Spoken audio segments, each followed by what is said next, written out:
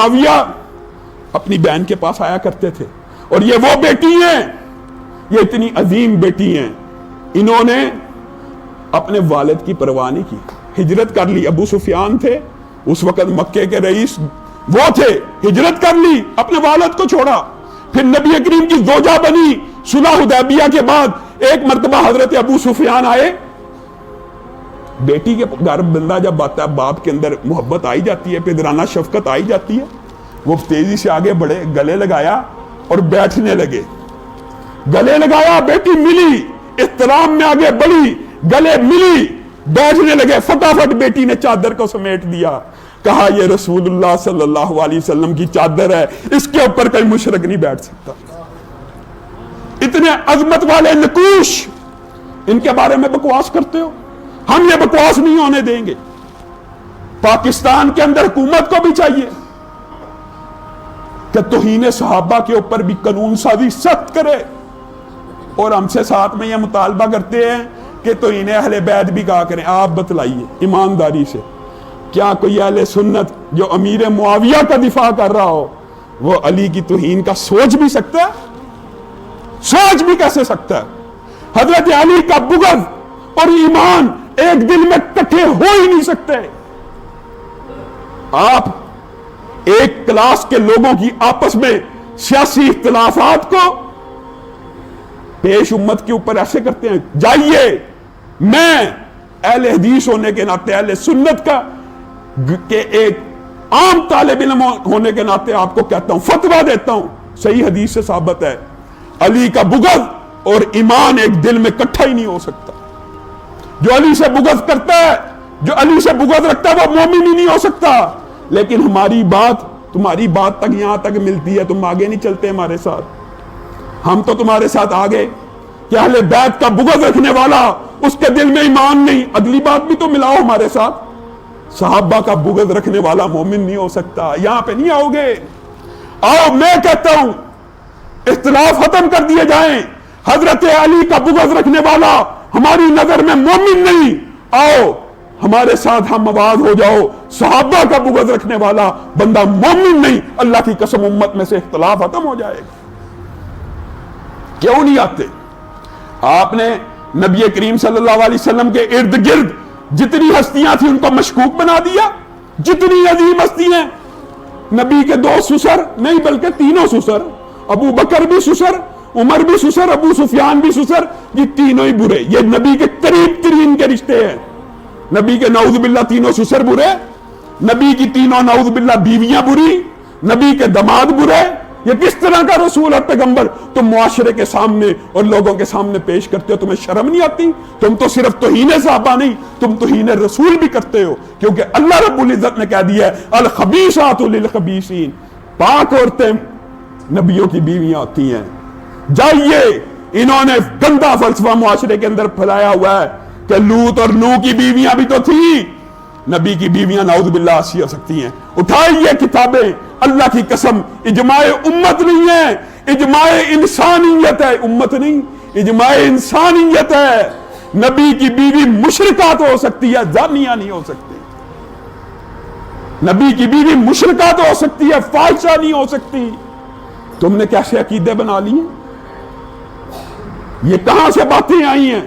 تم براہ راست اگر صحابہ کو اٹیک کرو گے تو یہ اچھا جی جنگ ہوئی تھی، آپ بتلائیے، جنگ صفین کے پہلے آپ نے جنگ جمل سنی؟ کیا حضرت علی جنگ جمل سے راضی تھے؟ اللہ کی قسم افسوس کرتے رہے، کاش میں آج سے 20 سال پہلے فوت ہو گیا ہوتا۔ امی عائشہ راضی تھی، افسوس کرتی رہی، کاش میں گھر سے نہ نکلی ہوتی۔ حضرت طلحہ اور زبیر کی شہادت پہ حضرت علی خوش تھے؟ نہیں۔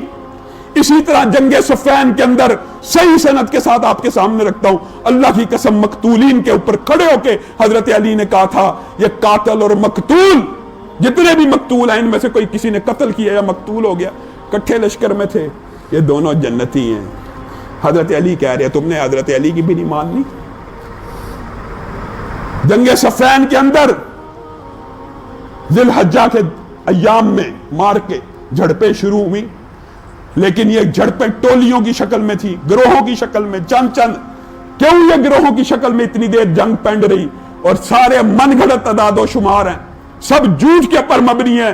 جس طرح آپ کے سامنے رکھا جنگ جمل میں اصل مقتولین کی تعداد 1000 سے کم ہے، اسی طرح جنگ صفین میں بھی اصل مقتولین کی تعداد 10,000 سے کم ہے. اللہ کی قسم جھوٹ بولا جاتا ہے 70 ہزار مٹ گئے، 70 ہزار شہید ہو گئے. کیسے ہو گئے؟ حضرت علی کے لشکر کی کل تعداد، حضرت علی کے لشکر کی کل تعداد 50,000 تھی. حضرت امیر معاویہ کے لشکر کی کل تعداد 70,000 تھی. کل تعداد. تم کہتے ہو جی آپس میں مارکا ہوا 70,000 شہید ہو گئے. 3 دن کا مارکا. ہر تاریخ کی کتاب میں جائیے، ایک دن کے مارکے میں میکسیمم کسی بھی مارکے میں جو شہیدوں کی تعداد تھی وہ یرموک کی تھی. اور کتنے شہید ہوئے تھے؟ 8500. ان 3 دنوں میں اس سے بھی زیادہ ہو گئے. کہاں پہ آئے یہ من گڑت باتیں، یہ قصے اور کہانی ہیں. 3 بسل اس سے قبل مار کے ہوتے رہے. کیوں ہوتے رہے چھوٹے؟ پہلے دن جنگ کیوں نہیں ہوئی؟ فریقین جنگ کرنا نہیں سے چاہتے. قاتلین عثمان. اور یہ بھی عجیب بات ہے، عجیب بات ہے.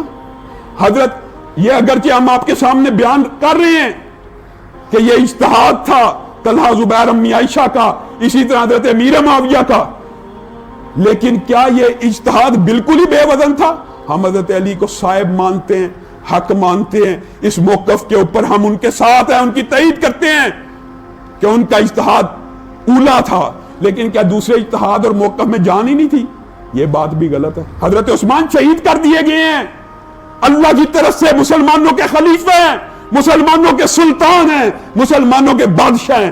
کیسے ہو سکتا ہے ان کو ان کے دارالخلافے میں شہید کیا جائے اور 3000 سے زائد قاتلین دندناتے پھریں اور ان سے بدلہ نہ لیا جائے؟ یہ موقف کمزور نہیں ہے. اگر اجتہادی طور پہ حضرت علی کی رائے کو اولا مانتے ہیں اہل سنت، لیکن اس کا یہ مطلب یہ ہے ہی نہیں سرے سے کہ اس رائے میں وزن نہیں تھا. اگر اس رائے میں وزن نہ ہوتا تو صحابہ 2 جماعتوں میں تقسیم نہ ہوتے. رائے میں وزن تھا. حضرت امیر معاویہ نے حضرت عثمان کی قمیض کو لہرا کر خطاب کیا تھا، یہ خون میں ڈوبی ہوئی قمیض اس خلیفہ مظلوم کی ہے جس کے اوپر بیعت رضوان ہوئی. لشکر کو تیار کیا، آمنے سامنے لشکر ہے، پورا ذی الحجہ گزر گیا ہے، جھڑپنی ہوئی. کیوں؟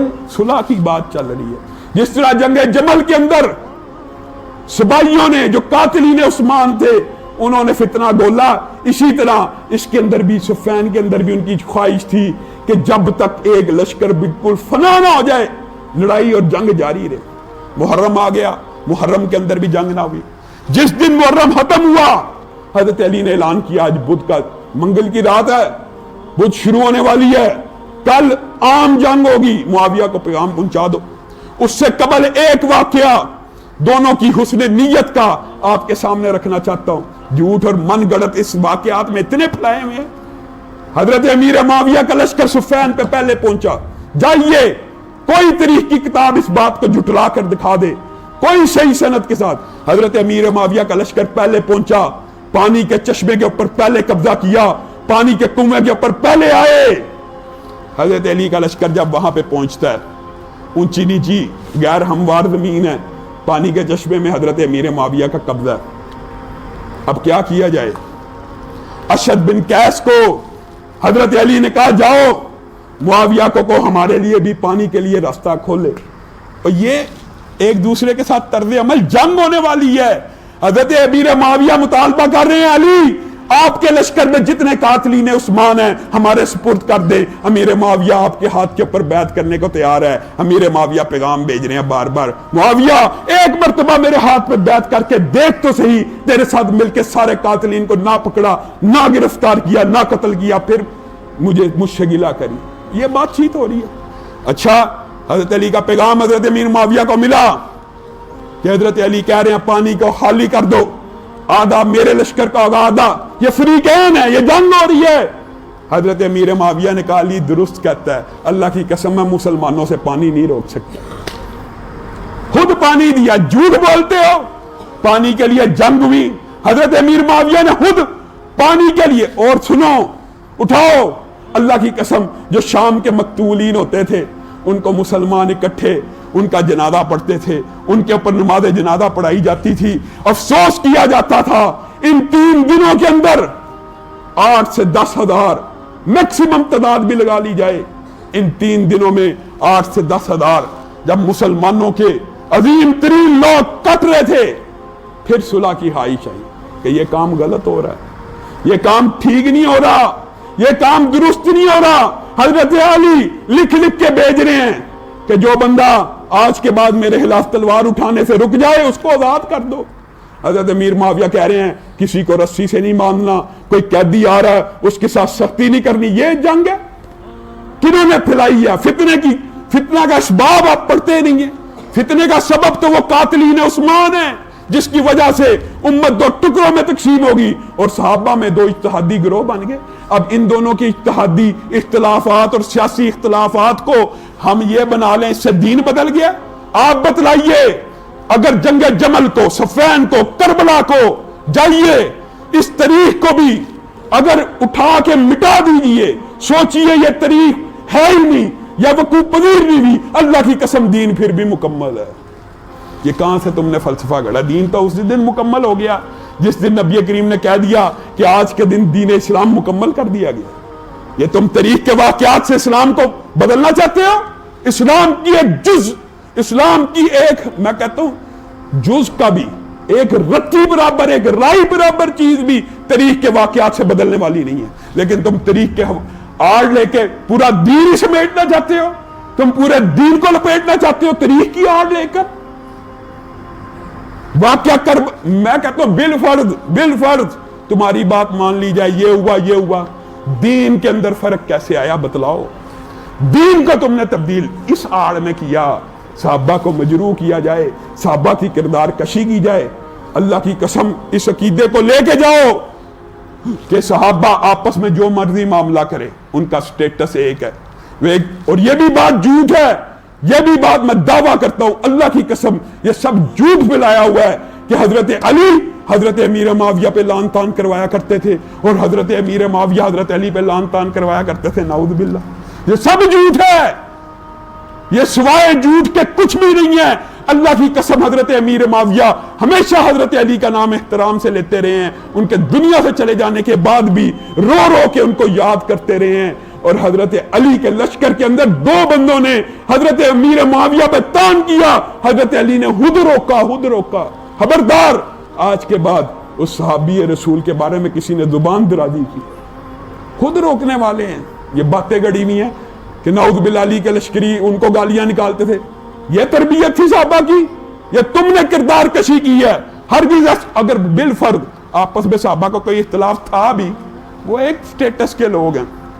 نبی کریم صلی اللہ علیہ وسلم کی امت کے لیے نصیحت ہے، جو کوئی بندہ میری امت میں سے کسی صحابی کو برا بلا کہے، کسی کو طعن و تشنیع کرے، اس کے اوپر کس کی لعنت ہے؟ اللہ کی، اس کے رسولوں کی، فرشتوں کی، جمیع مخلوقات کی۔